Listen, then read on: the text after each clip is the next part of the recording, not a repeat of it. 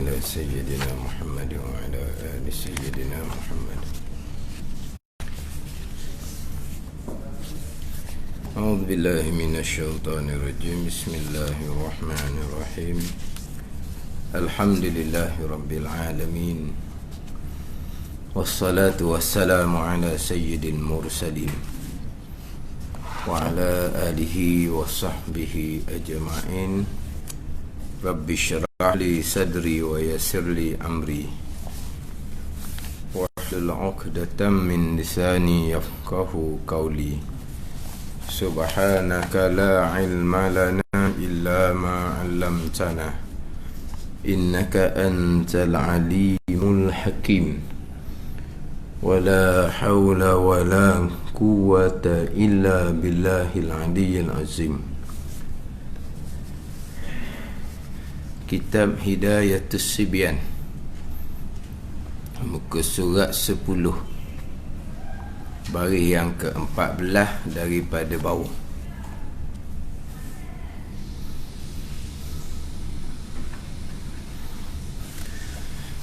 Qala al-muallif rahimahullahu ta'ala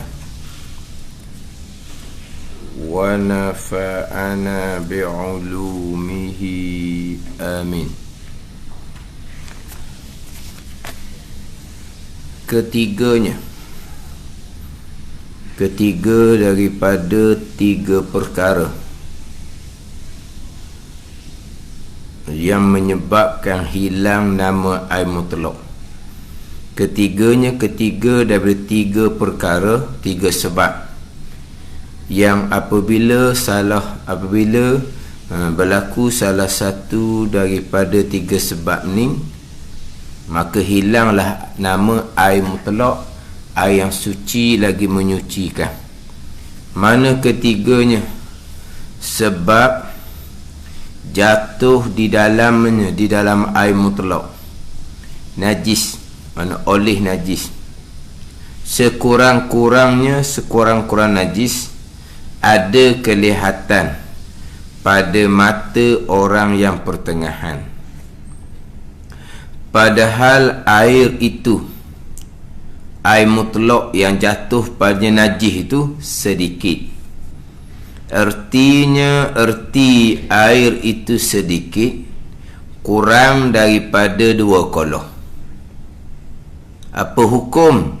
Jadi najislah ia air mutlaq yang jatuh padanya najis.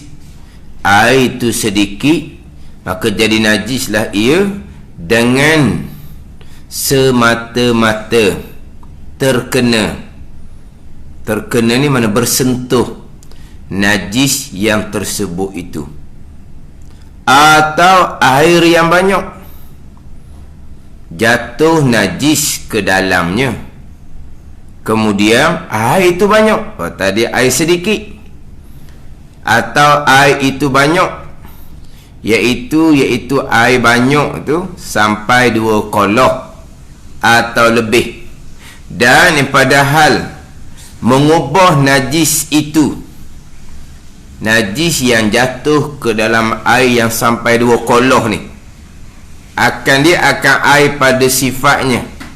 Jika sedikit ubahnya sekalipun, hukumnya jadi najislah ia air. Maka jadi najislah ia air. Maka air yang 2 bahagi ini, air yang jatuh najis ke dalamnya, air itu sedikit, ataupun air yang jatuh najis padanya, air itu banyak, tapi jadi bubah air yang banyak tadi ni, tiada boleh dipakai akan dia sekali-kali, kerana air itu najis. Ketiga daripada 3 sebab. Bila berlaku salah satu dari 3 sebab ni, air yang asalnya adalah air mutlaq, air yang mana air yang asalnya hukum air suci dan menyucikan, tahirun fi nafsih, mutahhirun li ghairih. Air itu suci pada dirinya, dan air itu boleh menyucikan yang lain, dengan bahawa boleh digunakan air tadi itu untuk mengangkat hadas kecil ataupun hadas besar, dan air itu juga boleh digunakan untuk menyucikan najis. Itu hukum air yang asalnya air mutlak. Air itu sama ada keluar daripada bumi, sama ada air itu turun daripada langit, maka air itu adalah air mutlak. Air dia panggil air. Air mutlak ni air. Maka air hukum asalnya suci pada diri air dan menyucikan. Melainkan berlaku salah satu tiga perkara ni, air yang hukum asal suci lagi menyucikan, berubah hukum. Sebab yang pertama dahulu kerana bercampur dengan benda yang suci, yang menyebabkan air itu berubah yang banyak. Contohnya air teh, air kopi. Asalnya air lah air teh, kopi ni. Kemudian gibur teh, gibur kopi, benda yang suci, tapi berubahnya berubah sungguh-sungguh, berubah banyak sangat. Nak sebut air saja tanpa sebut teh, tanpa sebut kopi, tak kena air tu. Kena sebut air teh, kena sebut air kopi. Air itu dipanggil air mutaghayyirun, air yang berubah dengan benda yang suci, berubah yang banyak. Maka air itu yang asalnya suci menyucikan, turun hukum dia kepada suci tetapi tidak menyucikan. Kita maklum air teh, kopi itu suci, kita takkan boleh minum, tapi boleh menyucikan. Tak boleh. Air teh, air Milo tu kok mana dibuat tak tahulah, siapa ke dibuat. 2 koloh tu banyak ni orang mari ramai ni. Tak ada orang mari banyak gitu, tak kira lah, kita reka lah masalah. Jadi 2 koloh sekali dia kucah air, banyak air tu.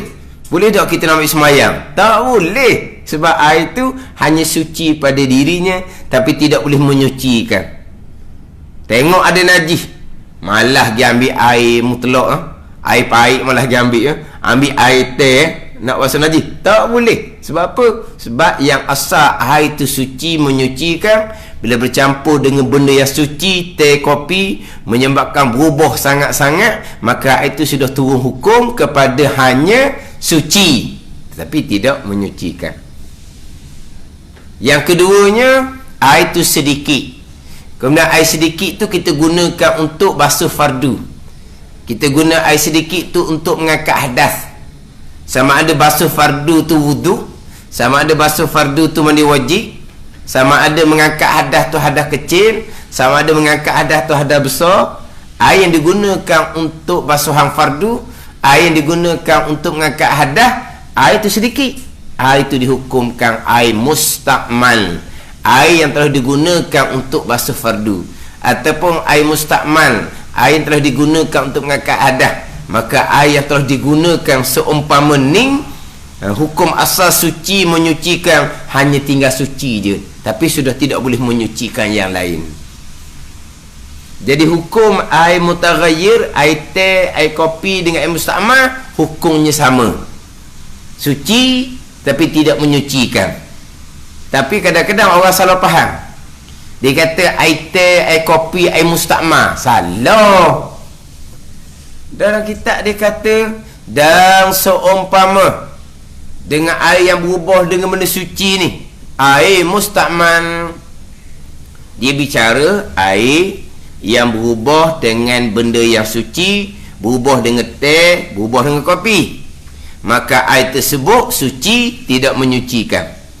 Kemudian didatangkan, dan seumpamanya, seumpama air teh, kopi ni, air mustakmal seumpama, serupa. Seumpama di sini pada hukum air. Seumpama pada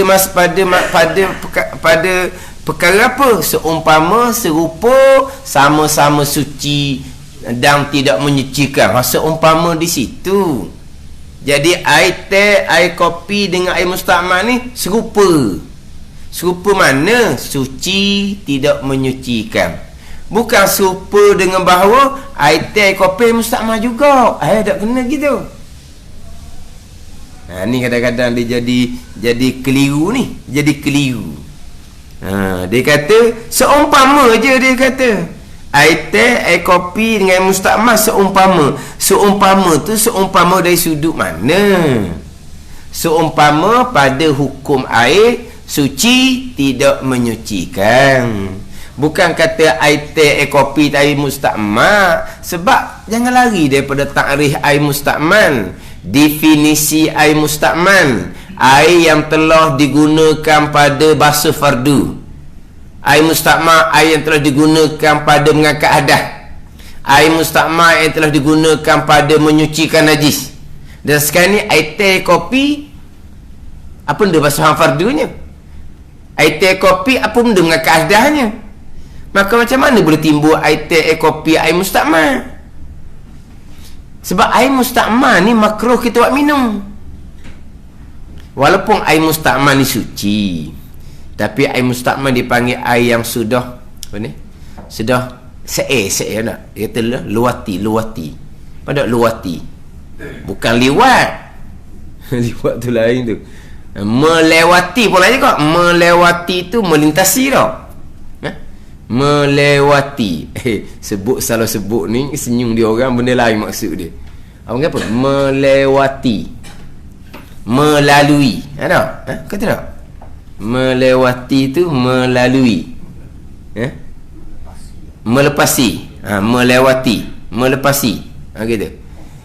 Hak meluat. Meluat tu hak beci tau. Meluat tu beci. Hak ni hak luwati. Cemah. Ada kita cakap luwati. Dan kita ada tu luwati ni maknanya cemah. Se'er. Kita panggil se'er ni geli tau. Kita lain se'er. Jadi air mustakmal ni walaupun suci, tapi air tu kita buat gapa air tu? Air digunakan untuk mengangkat hadas. Hadas kecil, hadas besar. Walaupun hadas tu kotoran maknawi, bukan kotoran hisi. Kotoran hisi ni kotoran yang nampak dengan panca indera. Nampak ke, bau ke, tu kotoran hisi dia panggil. Hak zahir. Kotoran zahir ni hak nampak. Kotoran zahir ni hak bau. Tu najis tu dia panggil kotoran hisi. Hadas ni kotoran maknawi. Kenapa? Kita kenal ada orang tu berhadas dengan tidak berhadas? Tak nampak. Tapi kotoran hadas dia tu, siapa ke nak pegang Quran pun tak boleh. Nak jamuh Quran pun tak boleh. Tengok. Itu hadas kecil. Kalau hadas besar, nampak tak hadas besar? Orang tu berjunuk tak mandi wajib lagi. Nampak ke tak? Tak nampak. Tapi nak duduk dalam masjid pun haram. Jangan. Kotor tu. Kotor panggil tu kotor maknawi. Pada makna je lah panggil kotor. Tapi hisi, zahir tak ada nampak. Jadi walaupun hadas ni kotor maknawi, tapi kotor juga. Jadi air tu air digunakan untuk menghilangkan hadas kecil. Yang mana hadas kecil tu kita nak pegang Quran pun tak boleh. Jadi air tu digunakan untuk menghilangkan hadas besar. Hadas besar tu nak berhenti dalam masjid pun haram. Maknanya kotor lah maknanya. Jadi air mustakmal ni air yang digunakan untuk menghilangkan waktu. Jadi walaupun tak nampak gapo dia air tu, tapi luwati, dia panggil cemah. Makruh kita minum. Atau makruh minum air mustakmal. Jadi kalau air teh, kopi dia panggil mustakmal, makruh semua kita minum air teh, kopi. Kena minum air masuk je lah. Air masuk je lah. Ada. Air teh, air kopi bukan air mustakmal. Tapi dalam kitab air mutaghayyir, air yang berubah dengan benda suci, berubah yang banyak ni, dia kata seumpama air mustakmal, seumpama serupa pada hukum air suci tidak menyucikan. Air teh, kopi suci tidak menyucikan. Air mustakmal suci tidak menyucikan. Pada hukum.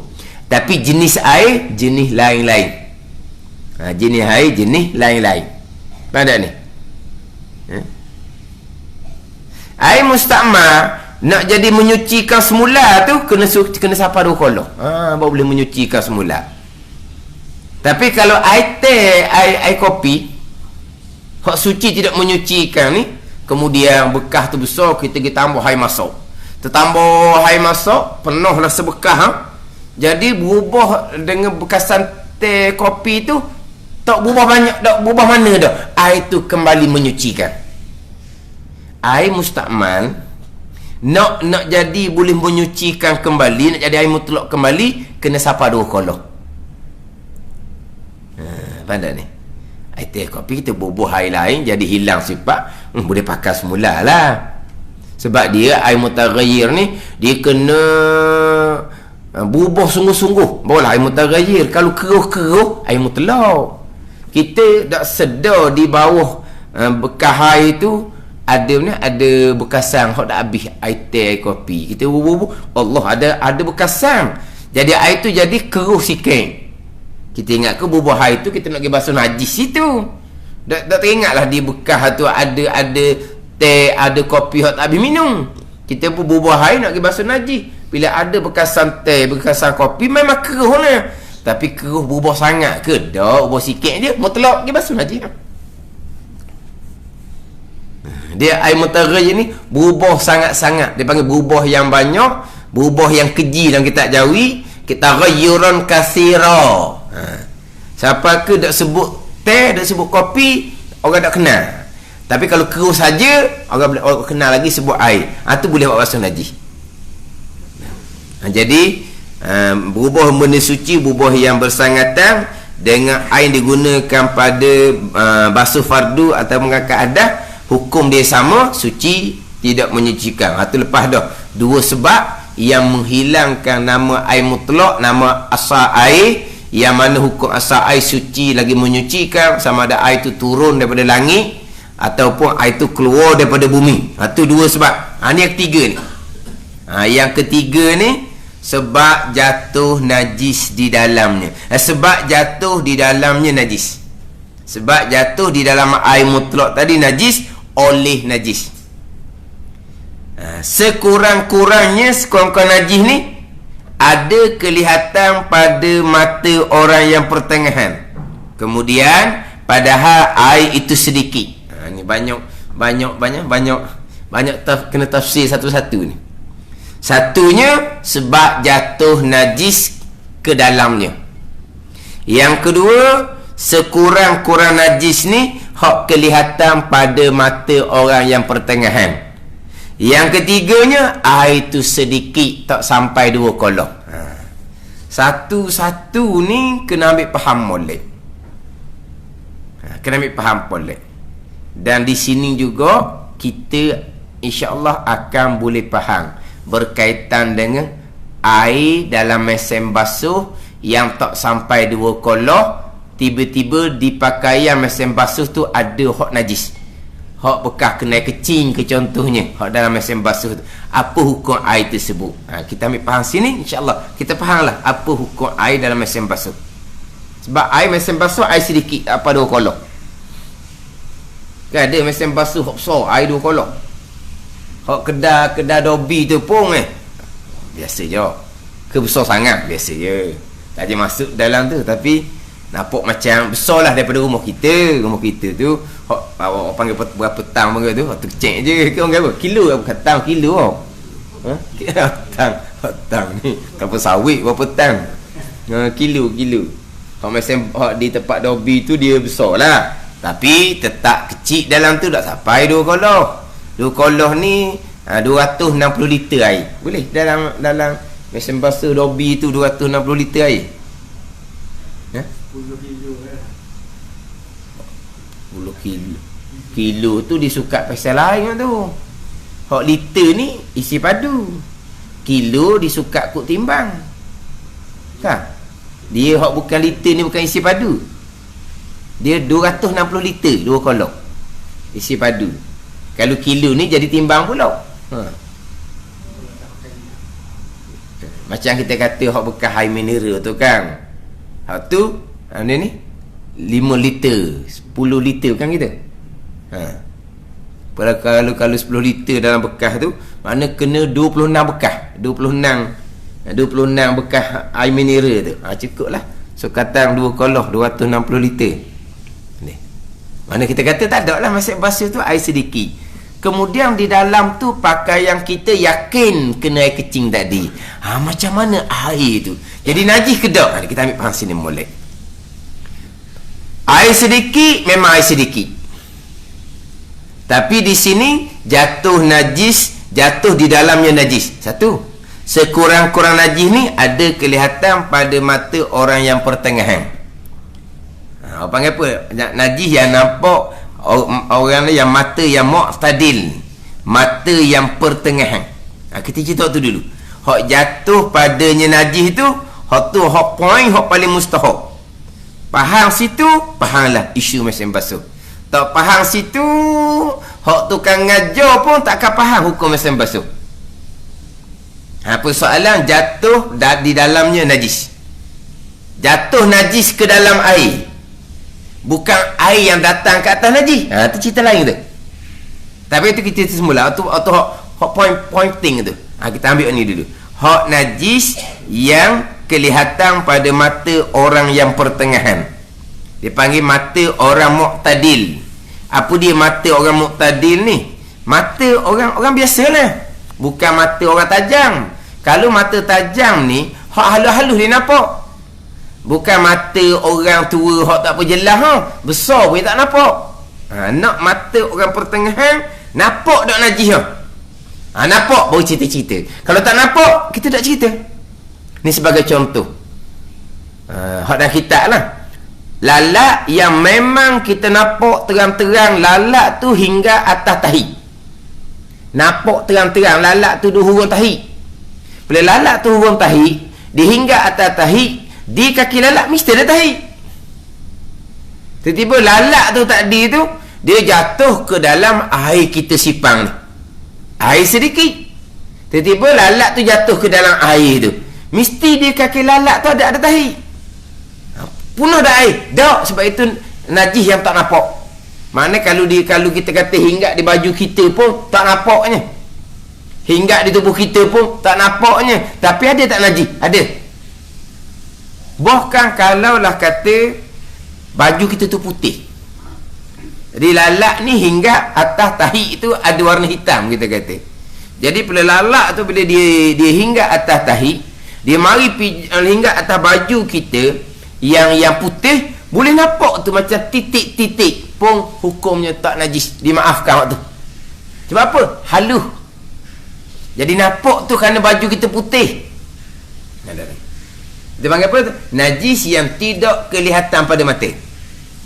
Itu tidak menajiskan air. Tidak menajiskan air. Hak menajiskan air, najis hak nampak di mata pertama. Najis banyak-banyak tu, tak cicak ke, atau nampak terang lah. Ada ni. Dah bila lalat tu duduk hingga atas tahi, dia hingga atas baju kita, dia hingga atas tubuh kita, dia jatuh ke dalam air sedikit, memang ada najis di kaki dia tu. Tapi tidak menajiskan air tu. Ni sebagai contoh. Dia kencing. Bila dia kencing, angin tiup. Jadi berasa berar di betih. Berar panggil dah. Mengecik berasa, halus je berasa. Kita pun tengok di betih nampak dah air kencing tu. Tak nampak. Tapi sahih air kencing. Sebab memang bila kencing tu jadi berlawan dengan angin, jadi mengecik berar. Kita tengok tak nampak. Tapi kalau ambil kata pembesar nampak. Maka tidak dihukumkan najis. Sebab apa? Sebab najis yang halus, yang tak nampak dengan mata yang pertengahan. Itu je. Hak najis yang dikiranya adalah jatuh padanya, di dalamnya najis, sekurang-kurang najis, ada kelihatan pada mata pertengahan. Hak nampak je. Hak nampak je. Kalau tak nampak, memang ada. Dah, memang berasa di betih kita macam apa berat lah abang dah. Ada. Berasa berabuk gitu. Tapi tengok memang tak nampak halus. Tapi kalau panggil orang hok mata tajam, mungkin dia nampak. Tak mungkin. Kita nak mata pertengahan. Tajam sangat pun tak, mata kabur sangat pun tak. Pertengahan. Nampak ke tak? Memang tak nampak. Tak apa. Tak najis. Sama macam hok najis di kaki lalat, memang ada lah. Ni setakat nyamuk dalam tandas, di tengah qada hajah, nyamuk tu ketik dia katak nyamuk, dia akan basuh tempat tu. Sebab apa? Nyamuk dalam tandas, dia kata mesti nyamuk tu hinggap di mana-mana tempat najis. Kalau betul-betul dia hingga atas tahi tu pun halus tak kira. Ni lalat reti juga, dia tak hingga atas tunya. Dia tak main situ dia reti. Lalat nyamuk reti kau. Dia hingga dalam tu je. Oh Allah. Kalau masuk dalam tandas dia kata, kalau adalah kadang-kadang dalam tandas ni nyamuk ramai. Oh, dia kata dia basuh, lepas dia katok nyamuk dia akan basuh tempat tu. Dia katok dia basuh. Satu hija pula dah. Tu capu dengan was-was tu. Tu capu nyaki. Tu capu nyaki. Sebab dia kata dah nyamuk dalam tandas. Dia main mana? Main tempat najis. Bila dia hingga atas tubuh kita masih digigit tu, ada tu. Pasal orang kata, dah. Ada ni. Tapi hak waswas tu tak mekira lah. Ada orang waswas. Siapa ke kalau lalat hingga atas baju dia tukar baju lain? Oh, tahu tak kira tu. Hak tak kira. Ada. Hak tadi, saya sebut tadi tu, hak memang lalat duduk hingga atas tahi, hingga atas baju kita pun tak menajiskan baju kita sebab najis tu terlampau halus. Ini lalat bukan semua-semuanya duduk hingga atas najis. Dia hingga atas benda kotor bukan najis. Tapi pesen dia, kalau dia nak semayang, adalah lalat hingga atas baju dia akan tukar baju lain. Kata nasib baik duk duduk tempat-tempat patah, tempat-tempat jemurkan kering, buat budu, buat apa semua tu lalat banyak tu. Tak semayang lah jawapan dia. Nak semayang pakai kelambu lah jawapan dia. Pakai kelambu. Pakai kelambu nak semayang. Dah. Nak semayang, lalat hingga atas baju dia, tukar baju. Ni bukan ni was-was. Tak fikir ni was-was. Dia fikir tadilah lalat mesti hingga atas tempat najis. Tak semestinya. Dia hingga tempat kotor dah ukur najis. Hak ni hak betul-betul lalat hingga atas tahi. Kita nampak terang-terang lalat tu hingga atas tahi. Lalat tu mai hingga atas baju kita, mai hingga atas tubuh kita. Lalat tu jatuh ke dalam air satu budi air sedikit, tak jadi punah air tu. Sebab apa? Walaupun di kaki lalat tu ada najis, tapi halus yang tak kelihatan pada mata pertengahan, dia tidak akan menajiskan air. Hak menajiskan air ni, najis sekurang-kurang najis ada kelihatan pada mata orang yang pertengahan. Ni payah kalau nak faham ayat mata pertengahan ni. Mata yang tidak terlampau tajam dan mata yang bukan hak kabur. Mata biasa kita ni lah. Mata biasa kita. Nampak gedok? Tak nampak, maka tak dihukumkan najis. Ada ni. Kemudian poin besarnya adalah sebab jatuh di dalamnya najis. Najis jatuh ke dalam air yang sedikit. Najis jatuh ke dalam air yang sedikit. Air yang ketiga ni air mutanajjisun, air yang jatuh ke dalamnya oleh najis, ataupun air yang jatuh ke dalamnya sesuatu yang kena najis.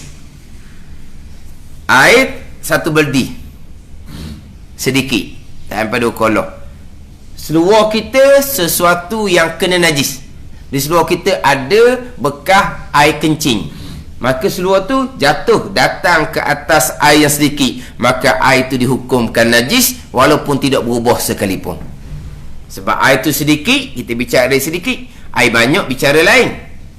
Kemudian jatuh najis ke dalamnya, jatuh sesuatu yang kena suci, sesuatu suci yang kena najis ke dalamnya, maka air itu dihukumkan najis. Berbeza dengan air yang sedikit warid jatuh datang ke atas najis. Itu bicara lain. Ada ni. Jadi sekarang air sedikit dikelemah, tiba-tiba jatuh najis pula ke dalamnya. Air itu automatik dihukumkan najis walaupun tidak berubah sekalipun. Kalau air 2 kolor jatuh najis ke dalamnya, tengok dulu berubah dah air. Tak, air tu kekal mutlak. Sebab air kolor ni air yang kuat dikira, boleh menyekat dirinya daripada jadi najis. Ada pun air sedikit dia lemah. Ni akal dipanggil, hujah akal.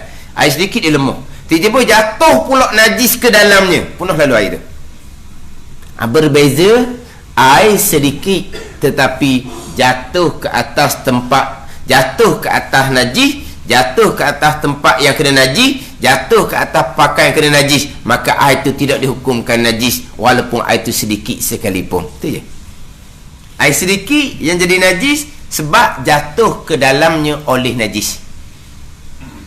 Jatuh ke dalam air oleh najis, bukan datang air ke atas najis. Ini sebagai contoh. Sebagai contoh. Jadi atas latar tu ada najis.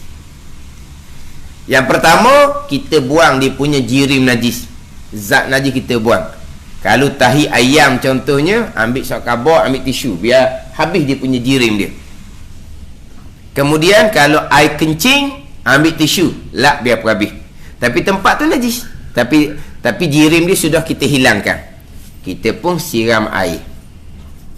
Kita siram air ni, najis jatuh ke dalam air ataupun air yang datang ke atas tempat najis. Air yang datang ke atas tempat najis. Air sedikit, kita bicara air sedikit, bukan air banyak. Sama macam air koloh, sama macam air mesin basuh, air sedikit. Jatuh air sedikit ke atas tempat najis. Air itu dihukumkan mutlak suci lagi menyucikan. Tetapi air sedikit tadi sudah bersentuh najis, air itu datang ke atas najis, bukan najis yang datang ke atas air. Situ je poin dia. Kita pun gonyoh lantai tu, berubahlah air dengan sifat najis, maka air tu hukum najis lah sebab dia berubah dah. Kita pun ambil kain, kita lap molek, maka kain tu hukum najis dah tu sebab kena air najis.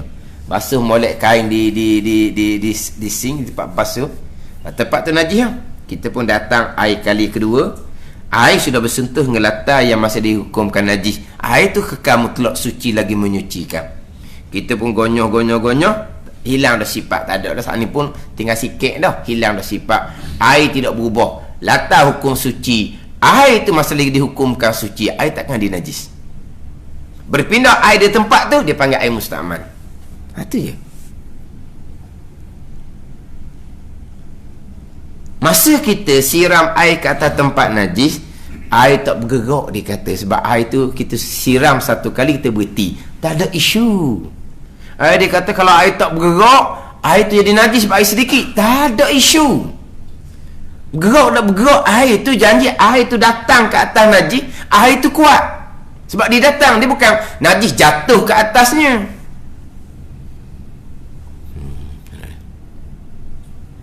Betul ada orang dia salah faham. Dia bila dia siram air ke atas tempat najis, dia tak berhenti siram air. Sebab supaya air tu bergerak sokmo, dia kata.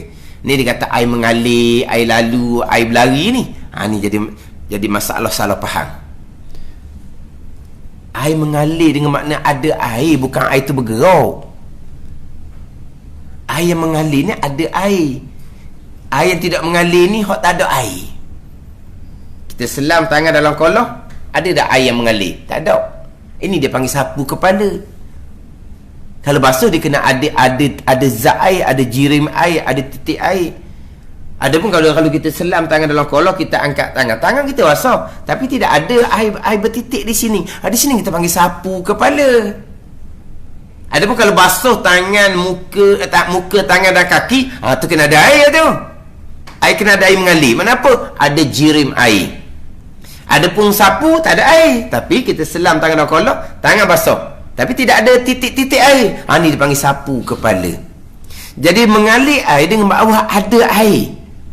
Jangan kita hanya najis atas latar, kita pun ambil kain, kita basuh, kita perah. Tak perah habis. Memang kain tu basah, tapi ada tak mengalir air? Tak ada. Hak tu tak panggil basuh najis. Dia pun ambil kain basah tu, dia pun lap atas latar mozaik tu. Lak habislah sifat najis. Suci tak? Suci apa? Tidak basuh. Saya lap dah, itu tidak ada air mengalir sebab tidak ada zat air. Awak hanya sapu. Najis mana boleh sapu? Najis basuh. Hak ada basuh dalam sapu wuduk. Muka basuh, tangan basuh, kaki basuh, kepala sapu. Boleh bezalah. Hak basuh muka, basuh tangan, basuh kaki, kena ada air mengalir. Sapu kepala tak syarat ada air mengalir sebab dia bukan basuh, dia sapu. Adapun najis basuh, tak ada sapu najis. Maknanya bila dia sapu dengan kain yang lembab, memang kain tu ada air tapi tidak ada air mengalir, tak ada titik air, tak berlari air. Memanglah di latar mozaik pula licin.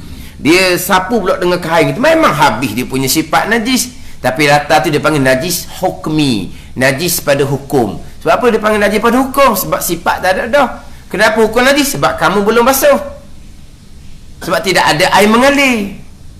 Air mengalir nak kena ada air, bukan kata air mengalir nak air kena berjalan semua. Ni ada orang dia ambil cerek, dia ambil air getah, dia pun sirang atas tempat najis. Tapi air ni air sentiasa keluar semua. Sebab dia kata air mengalir. Kalau latar ada lubang tak apa.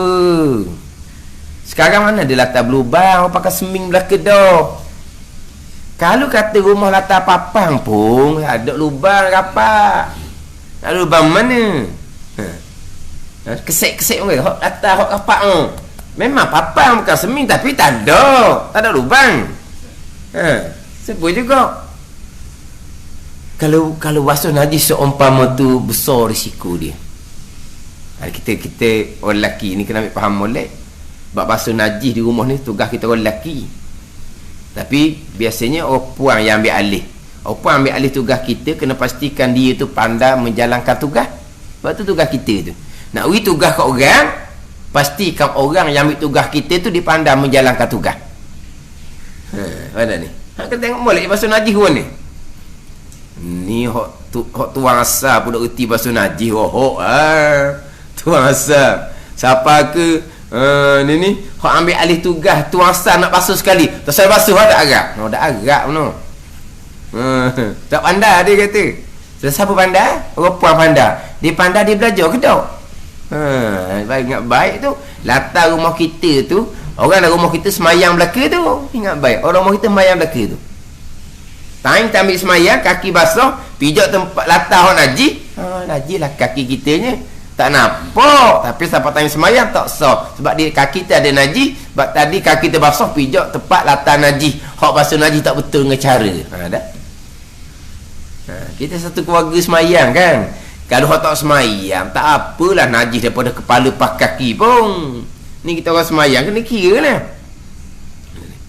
Dia kadang-kadang dia ambil cerek, dia pun sirang. Dia sirang, dia tak berhenti sirang. Air tu sentiasa bergerak.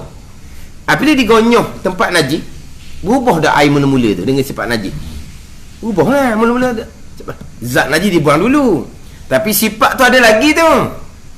Bila dia sirang air, dia pun gonyoh, berubah air tu kan. Najis air tu, air najis tu pergi ke mana? Merayap ke depan? Ke depan.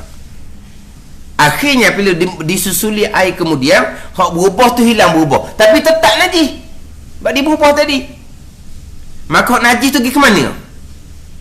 Latar pula jenis rendah belah tengah. Tak ada benda. Lepas tu air najis tu, dia pakai lap gitu je. Satu rumah jadi najis ni. Tak ada orang gitu. Jangan. Melainkan kalau rumah kita latar berlubang, tak apa, kita siram semua, berapa? Sebab air najis tu turun celor latar berumah, tak apa. Tapi kalau latar kita latar biasa ni, hak jenis mozaik, hak jenis dia kau getok, beringat molek. Buat pasien tu, habislah satu rumah. Dah buat pasien mana? Siram air ke atas tu, dia berhenti takung tu. Tak apa, dia berhenti situ lah. Air tu sedikit bersentuh dengan latar kena najis. Air najis dah. Sebab apa? Sebab bukan jatuh najis ke dalam air. Air yang datang ke atas tempat najis, walaupun air itu sedikit, dihukum kuat sebab dia datang ke atas najis. Cuma bila kita gonyoh mula-mula tu, berubah air dengan sifat najis. Najis lah air tu, tapi tak apa, hidup kat tulang je, senang kita nak lap kan. Lepas kita lap kain, kita basuh kain tu. Kita datang air kali kedua, sifat pun tak pernah ada dah, tapi najis lagi tu. Kita datang kali kedua, kita gonyoh-gonyoh, tak ada dah hilang dah sifat najis. Air tidak berubah, latar hukum suci. Air tu bila kita alihkan, nama air tu mustakmal. Hati je. Yang jadi najis ni, jatuh najis ke dalam air yang sedikit, bukan datang air ke atas najis, bukan. Faham tak beza tu? Air datang dengan najis datang. Contoh, Nabi SAW bila kita bangun tidur, Nabi larang kita selamkan tangan ke dalam air bejana. Nabi larang. Sebab apa Nabi kata fa innahu la yadri aina batat yaduh. Kerana seseorang ni tidak menyedari di manakah tangan dia tidur. Orang tu tidur atas lembek lah, tapi tangan tidur mana? Tak tahu. Ni jangan kata tangan tidur mana lagi tidur. Esok pagi dah tangan duduk dalam punggung kan. Jangan buat tangan tidur mana tak tahu. Jadi Nabi larang bangun tidur selam tangan ke dalam bekas. Nabi larang. Nabi suruh basuh tangan tu. Sebab apa? Kalau tangan tu ada kotoran, berarti tangan tu jatuh ke dalam air bejana yang sedikit. Punah air tu. Berbeza dengan air datang. Mana air datang contohnya? Kisah orang Badawi kencing di dalam masjid Nabi SAW. Dan masjid Nabi pun bukan tengah tepi. Masjid Nabi pun dendeng-dendeng ngeplopoh tamar je. Bukan masjid macam sekarang ni dengan dinding comel dengan kapet comel, bukan ni. Jadi orang Badawi ingat ke dah tepi-tepi tu tak apa lah, dia pun kecing dah. Sahabat nak pergi perambat, Nabi larang. Nabi suruh sahabat biarkan. Sebab apa? Sebab kalau gigi kejar orang Badawi tu, kalau dia berhenti kecing, kecing berhenti tu kesihatan tak bagus. Satu lagi pula, kalau kecing tak berhenti, kecing berpanjangan, jadi luar kecing nak basuh payah pula. Mereka duk kejar gitu. Nabi bisa sahabat biarkan. Kemudian Nabi pun minta dengan sahabat air. Nabi pun ambil air, Nabi pun siram. Air itu datang ke atas tempat najis. Air itulah yang menyucikan hak pasir, hak tempat orang kecing. Sebab apa? Air datang. Tapi air datang tadi bersentuh tak dengan air kencing di pasir. Betul. Tapi air datang. Air datang dia panggil. Ini dalam mazhab Syafi'i kita. Jadi kalau faham sini, tak payahlah kita nak faham mesin basuh. Mesin basuh air sedikit tak ada isu, tak dah. Kita penuhkan air dahulu baru kita datangkan pakaian, ataupun kita bubuh pakaian dalam mesin basuh kosong. Kita bubuh pakaian dalam mesin basuh kosong, kemudian airnya kita buka kemudian. Itu dipanggil air yang datang ke atas pakaian yang kena najis. Bukan najis yang jatuh ke dalam air sedikit. Maka air di mesin basuh hukumnya mutlak, suci lagi menyucikan, tak ada isu. Tapi ini pakaian yang yakin najis. Tapi kita tak ada. Kita orang tua-tua ni tak ada basuh najis pakaian. Basuh pakaian kotor, busuk, peluh gitu je. Betul bukan basuh najis. Ada ni. Kalau bukan basuh najis, air pakaian datang pun tak apa. Contoh masa sebut dah melepaskan. Air tak ada. Air tak ada rumah kita. Air satu beldi. Air itulah kita guna untuk berwuduk. Kita pandai guna, air tu kekal mutlak. Tapi nak basuh baju, nak pergi kerja, baju tu tak ada najis, peluh je. Kita ambil baju tu, kita kecoh dalam air satu beldi ni. Pakaian datang ke atas air, bukan najis, tak ada masalah. Kita kecoh, hilanglah busuk pakaian kita peroh dalam tu, kita pergi jemur. Lepas tu gosok, boleh pergi kerja. Air dalam beldi tu kekal mutlak, boleh digunakan untuk berwuduk. Sebab apa? Sebab bukan basuh najis. Jadi kalau kotor tak timbul.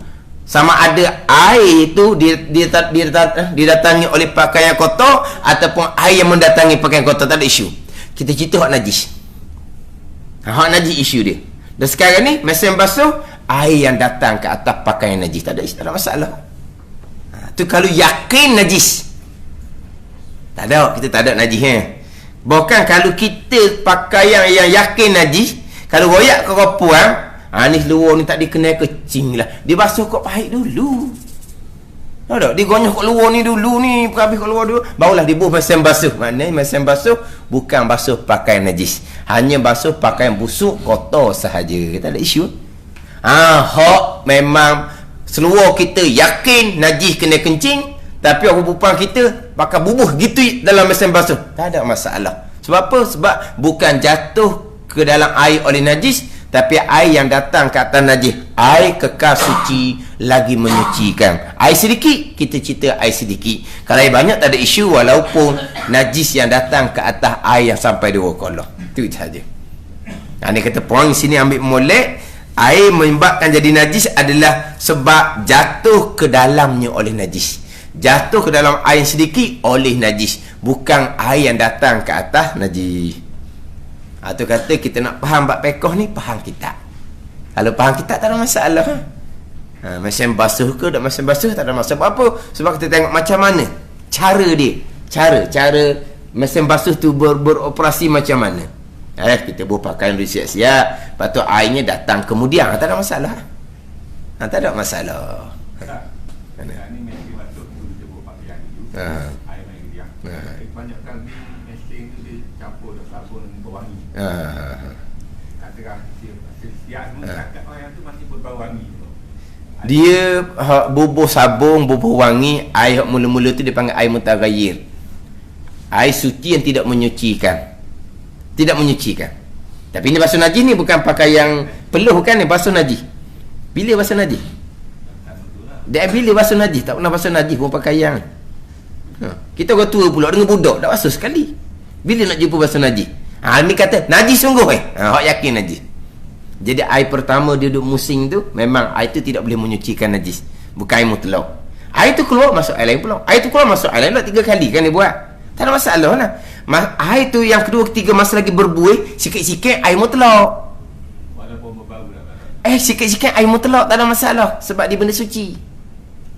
Sekarang ni air pertama tu betul air sabun. Tu tidak boleh menyucikan najis. Air sabun keluar, masuk air baru.